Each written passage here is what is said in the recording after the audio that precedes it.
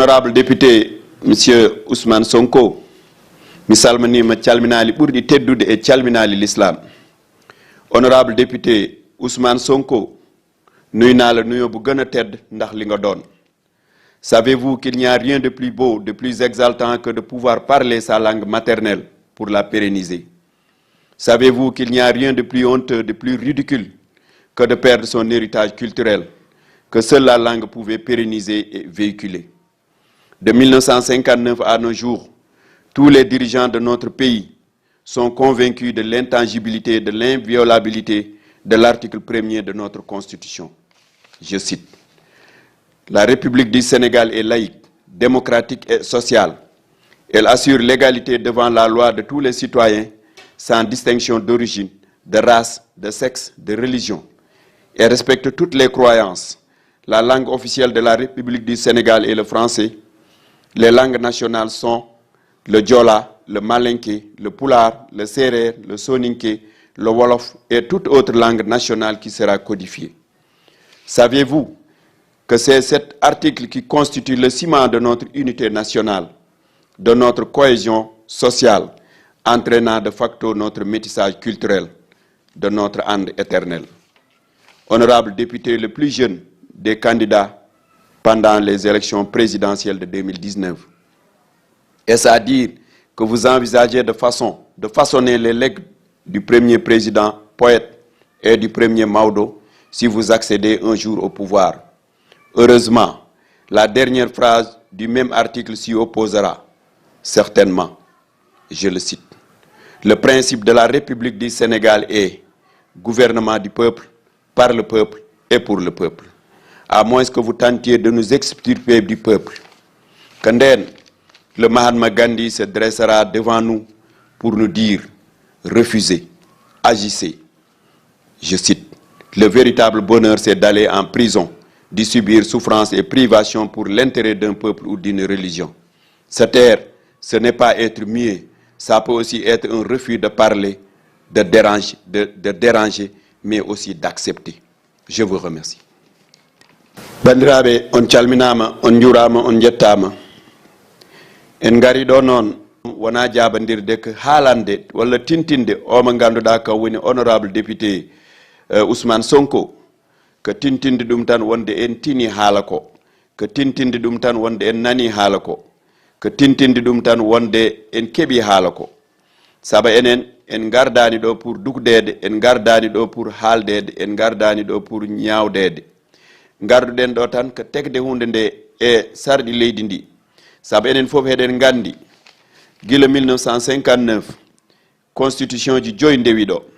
Ha hen constitution goto meeɗa change l'aspect intangible premier article mbo constitution de leydi ndi. Saabu premier article constitution de leydi ndi gila e Senghor, gila e Mamadou Dia, gila e Lamine Gueye en, gila e mawɓe ɓe ganduɗa cuddima leppi leydi goppadi en hande teddungal. Oɗo article mbo ganduɗa ɓe mbi ko mbo article intangible. Saabu ko mabbo woni article takɗo gonduɗen, ko mabbo woni article takɗo jaggadirɗen, ko mabbo woni article takɗo goto e men fof andi wonde koye leydi he jeeya, goto e men fof andi wonde hay goto ɓuura ɗum e leydi ndi. On article hay goto meeɗamba change gila 1959. On article wino: la République du Sénégal est laïque, démocratique et sociale.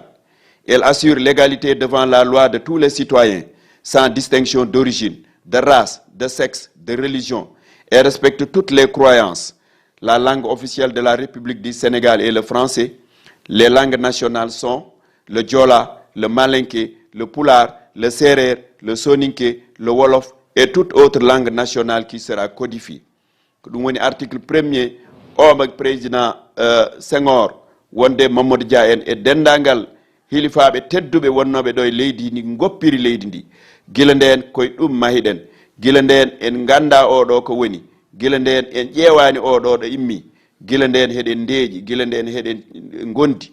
So wiyama noon hande sika président yahi ko wona hande tribune des Nations Unies fotide haalde ko ɗeɗo ɗemɗe ɗe biyaɗe ɗemɗe langue nationale, firti ko wonde hande min ɓiyam parnorɗo pulagu, jiɗɗo pulagu, sika woni hen hande ministre des affaires étrangères yahi Nations Unies wiyama yo haalton ɗemgal ngal wona ɗemgal ngal roni ngal wona ɗemgal ngal farni probléme ari e nder leydi ndi ko ɗum woni komin cali ɗum woni komin calato ɗum woni komin kalanta ko o mo ganduɗa ko kam waɗi ɗum ɗo wonde ko jiiɗa fof wonko ɗum wawi jibinde ede minen min jiiɗa probléme immoro e génération men kono kala no potɗen wadde pour wadde ɗum défendre ma en mbaɗ ɗum défendre saabu wi ko wonde sika en jalti e oɗo mboros gonɗo e leydi ndi ma en gartu hen wadde mbiyen ɗum enen nene heɗen paadi ko Gandhi wino ko saabu Mahatma Gandhi wino le véritable bonheur c'est d'aller en prison